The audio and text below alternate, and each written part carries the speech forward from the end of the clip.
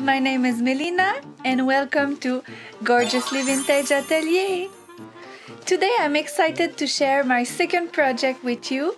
It's going to be a 1940s mixed with 1890s version of the famous and fabulous Cupid's arrow dress worn by Ginger Rogers in the 1930s Carefree movie.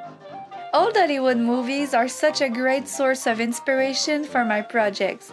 I always end up with a massive sewing wish list every time I watch one. This dress has been on my sewing wish list for a long time, and today is finally the day that the magic will happen. The silhouette for my project will be different than Ginger's. I am envisioning a giant sleeve with a fitted bodice and pencil skirt, and of course the embroidered bodice. To make this fantasy dress come to life, I'm going to Frankenstein a few sewing patterns together. So for the bodice, I will use Charm Patterns Night and Day bodice with the rounded neckline. For the skirt, I will use Charm Patterns Stanwyck pencil skirt with rounded pockets. For the big puffy sleeve, I will use a Victorian costume. It's Butterick 6537. I already used this pattern for my 1890s Crimson Peak project back in October. If you want to see this project, go on my Instagram. I made a few videos and pictures, and there's a blog on minerva.com as well. I will put the link in the description below. The bodice embroidery will be shot in another video because this video is quite long and I don't want to bore you with a super long sewing video. So if you want to see only the embroidery, it will be released a little bit later this week. Now that we have all the details sorted out for this project, let's get ready to sew!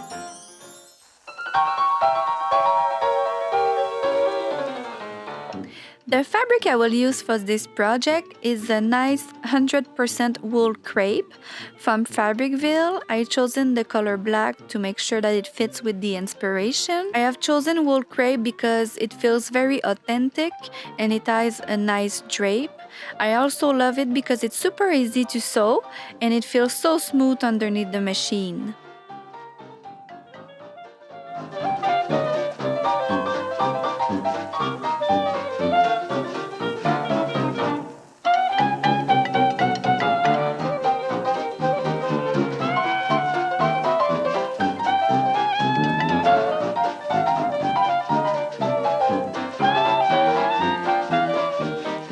I want to add a double layer of canvas fabric to the wool crepe for the puff sleeve, and this way it will give a lot of body and structure to the puff and it will hold itself.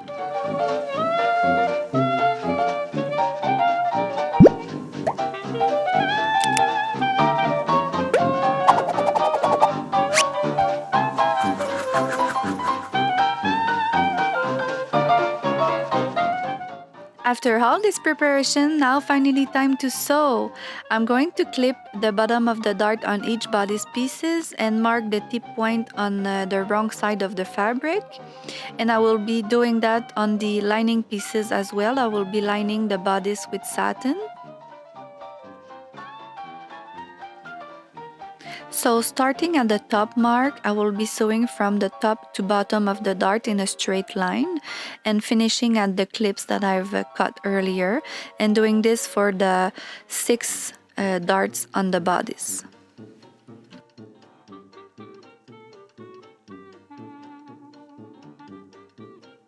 Now let's move on to the skirt. I have interfaced the top opening of each pocket. This is the wiggle skirt from the Stanwyck charm pattern. It's the rounded pocket model. So now I am attaching the pocket stay on top of the right side of the skirt, and I will be sewing around each pockets. For this particular skirt, the pocket stay is necessary to make sure the skirt won't stretch at the pockets and on the front, and also to line the interior of the pocket.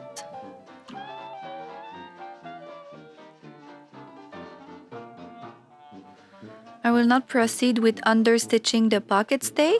With the stay open out and the seam allowance underneath, I stitch along the pocket opening with an eighth of an inch from the seam line on the pocket stay's right side. It's important to make sure that you are catching the seam allowances in stitching, and feeling it with your hand can help.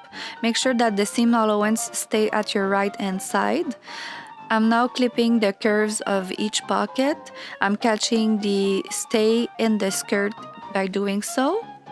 Now time to move on to the darts of the skirt. I'm still clipping the top of the darts and marking the pinpoint, and I will do that for both skirt pieces on the back, on the wrong side of the skirt, and doing the same thing for the lining.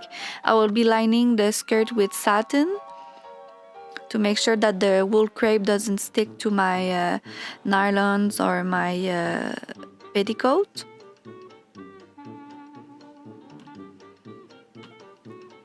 Now you can see me sewing the back pleat and the back seam of the skirt.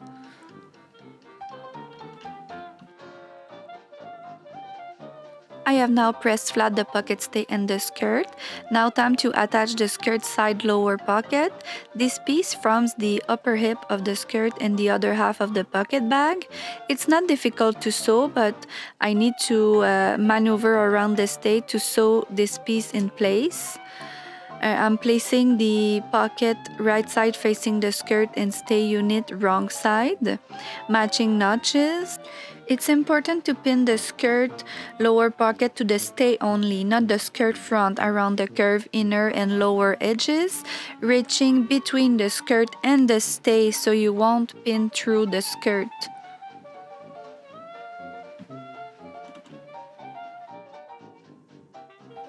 Also make sure that the stays is flat against the skirt, that you don't have some kind of ripples or fabric bunching.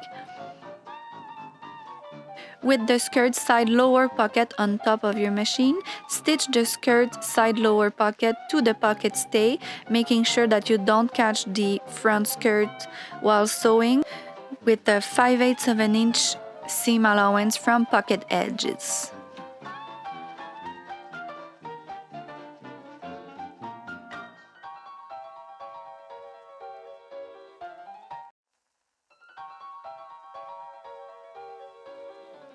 Now time to sew la pièce de résistance of the dress, the big giant puffy sleeves. I am now simply sewing the underarm seam of each sleeves. Those sleeves are regular sleeve that will be underneath the big poof.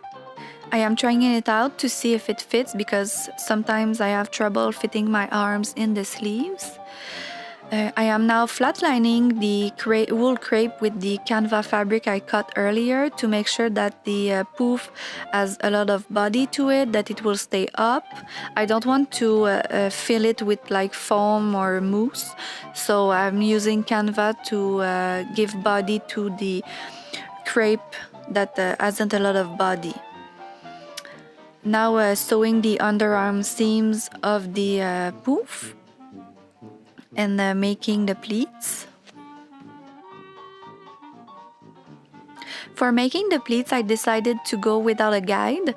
So basically what I did is mark the center of the top of the sleeve and doing some 1 inch apart pleats all the way around the top, and I will do the same on the bottom. As you can see, I have formed already a few pleats. You could gather the top and bottom of the poof if you want, but with the canvas it was too thick to gather, so I prefer to do knife pleats. It will look better and smoother on the arm, and it will give more body to the poof as well. Making sure that there's no fabric bunching between the two layers of the wool crepe and the canvas. I'm pinning my way around the poof. I just love saying poof. I'm sorry, I will repeat poof or all this video. So still making pleats and making sure that they are the same size, but it's really it's really not that bad if they are slightly different.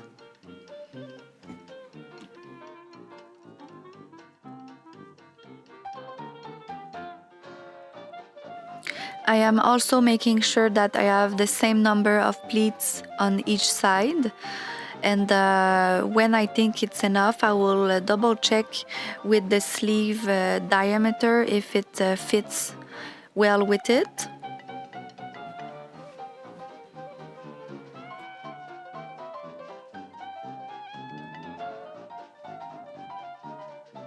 I am measuring the undersleeve to see where I want the poof to begin, and I will mark the underarm seam at the desired length.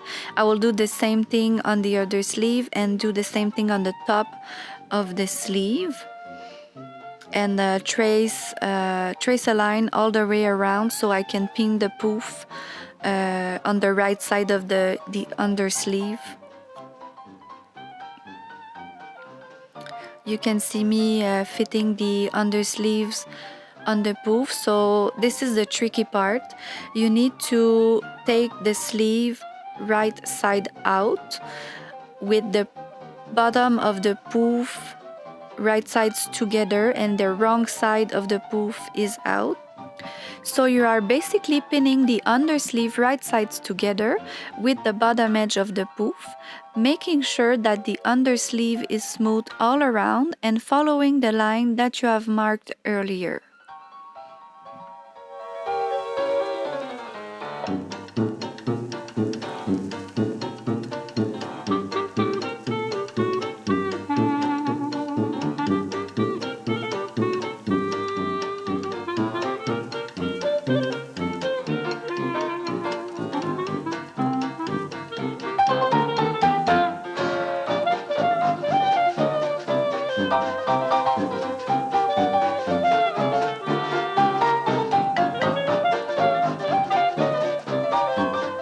As you can see, I am making sure to align the edge of the bottom of the poof with the line I have marked on the undersleeve earlier.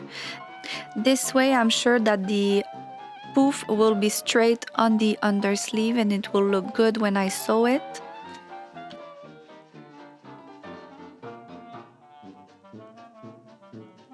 This is a tedious process, as you can see, so don't rush it. Make sure to take your time and use a lot of pins. Now I'm passing it through the machine, so I'm sewing on the wrong side of the sleeve. It's difficult to see, so you need to make sure to feel the poof underneath your fabric. I am always making sure that the bottom edge of the poof is aligned with 5/8 of an inch on the machine plate. I am making sure to remove all the pins so my machine won't get caught and the thread won't cut during the sewing process, and I'm going slowly and surely. So you just need to sew all around the undersleeve, and always make sure that the pleat won't get caught, that they won't bunch underneath your presser foot. So just be careful, go smoothly, and double check every time you do 5 or 10 stitches, and everything will go well.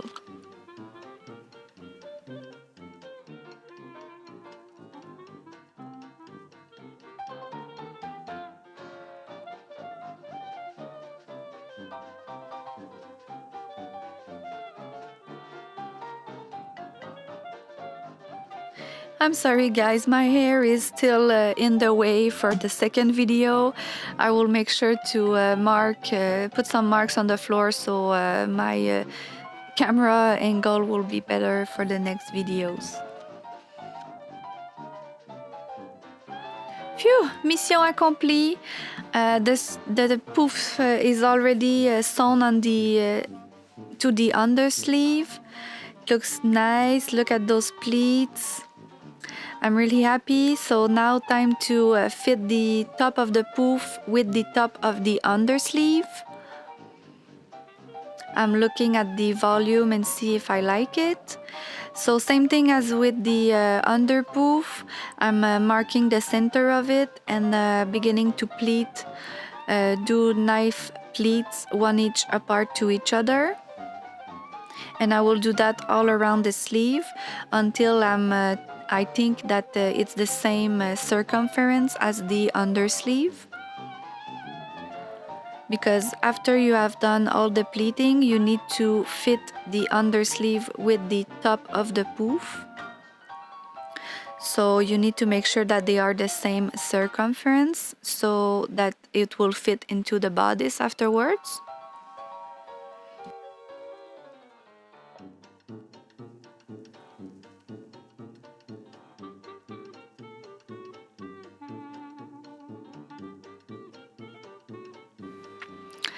I am now pulling through the undersleeve top to fit it with the top of the poof and making sure that everything is smooth and looks good.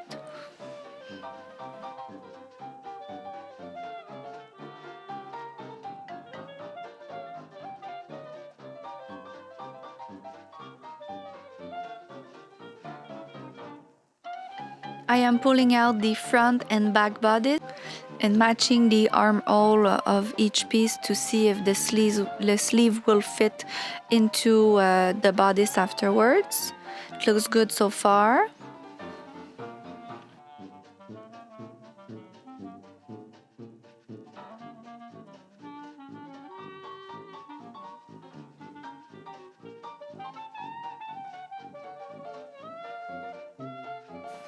Let's try the sleeves. So I have the sleeves here. I just want to make sure before I put it in the bodice that it fits well. I'm just going to remove the pins. I forgot.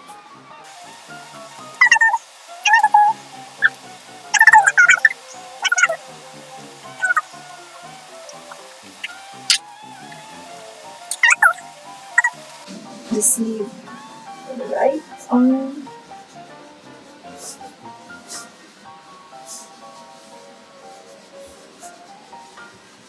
Oh yeah, fits well. I know it's kind of hard to see because it's black, but I think that you can see pretty well how it fits.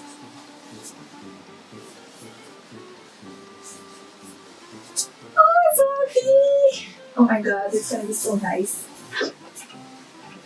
This is the part I love the most, when I have a vision and I'm just going for it and I see it take form in front of my eyes. It falls because it doesn't not attach, but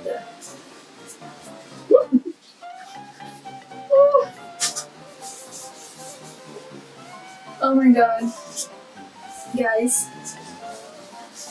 I'm feeling myself now. Oh, living my big sleeve fantasy! Yeah. Let's see up close. What do you guys think? Do you like puff sleeves? I'm obsessed. I love them. I have sewn the side seam and the shoulder seam of the bodice off camera.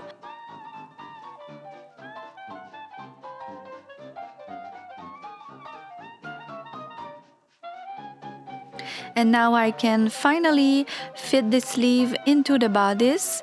I am matching the underarm seam of the sleeve with the under the side seam of the bodice and the top center of the sleeve with the shoulder seam, and I'm easing the sleeve through the armhole.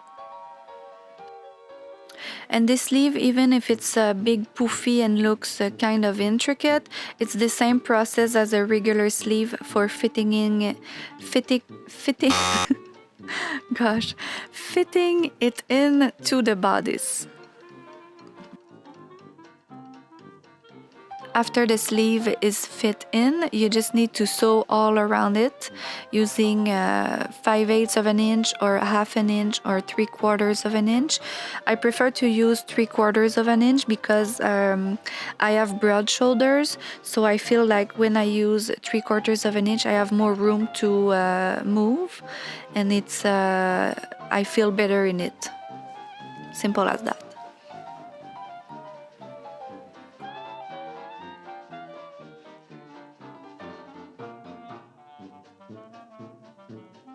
Okay, I have just finished the sleeves and I'm like speechless how beautiful it is.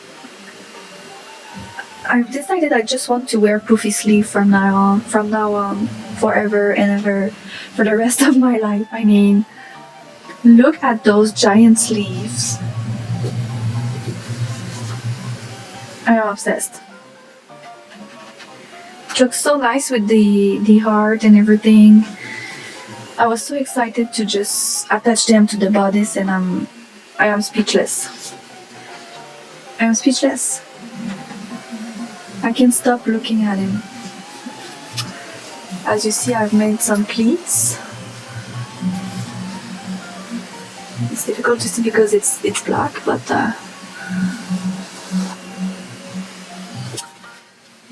it's the same thing on the other side. And there's pleating here as well. Oh my god, I am obsessed.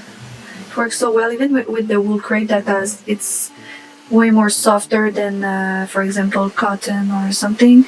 So I'm happy that I've lined it with the canva, so it gives shape to the sleeves. Oh my god, with the pencil skirt, it will look so nice. Oh, I'm so excited.